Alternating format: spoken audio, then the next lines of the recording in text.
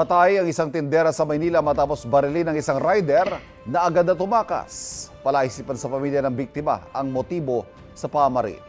May unang balita si EJ Gomez. Masdan ang tinderang ito na naglakad hanggang naupo sa tabi ng kanyang sari-sari rolling store sa kanto ng Carlos Palanca Street at Quezon Boulevard sa Quiapo, Maynila.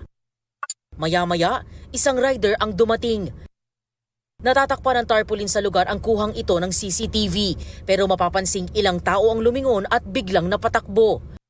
Sa puntong iyon, binaril na pala sa ulo ang tinderang 50 anyos. Dead on the spot siya. Nakaiga na po yung yung sinanay. Tapos ayun, duguan na po siya. Wala na po siyang buhay po.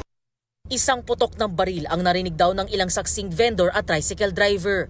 Palaisipan naman sa mga kaanak ng biktima kung bakit siya pinatay. Wala naman pong siyang kaaway.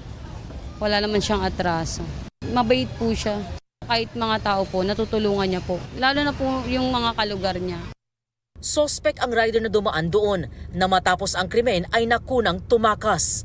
Nakasuot siya ng uniforme ng isang food delivery app at helmet ng isang motorcycle taxi app. Tinutuntun pa siya ayon sa pulisya. Ito ang unang balita. EJ Gomez para sa GMA Integrated News. Kapuso, para laging una ka sa mga balita, bisitahin at mag-subscribe sa GMA Integrated News sa YouTube. Sa mga kapuso abroad, samahan niyo kami sa GMA Pinoy TV at sa www.gmanews.tv.